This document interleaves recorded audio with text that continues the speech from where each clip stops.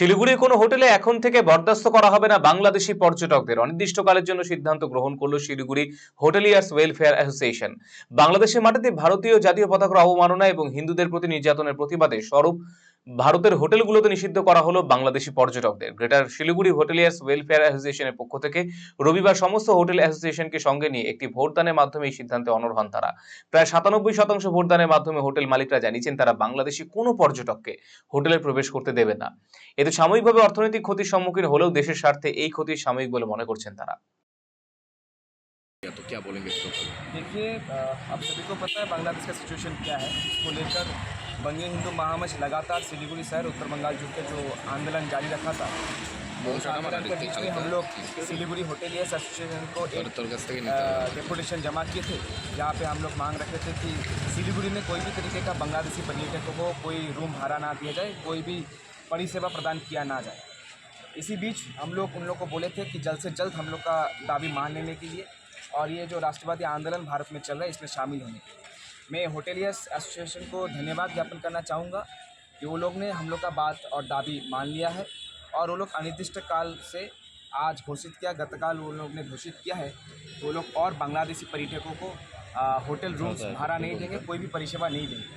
ये सिद्धांत जो होटेलियर्स एसोसिएशन ने लिए है, हम लोग सभी महामंच का तरफ से सभी भारतीय नागरिक इसको स्वागत करते हैं और आने वाले दिनों में भी ऐसे आंदोलन जो भारत विदेशी जो कार्यकलाप बांग्लादेश का केयर टेकर मोहम्मद यूनिस का सरकार द्वारा जो भारत विदेशी कार्यकलाप हो रहा है, इसका खिलाफ भारतवर्ष में पश्चिम बंगाल में सिलीगुड़ी में जो आंदोलन चल रहा है, ये आंदोलन और तीव्र रूप लेगा और होटेलियर्स एसोसिएशन के सभी कर्मकर्ताओं को हम सभी का तरफ से आंतरिक धन्यवाद।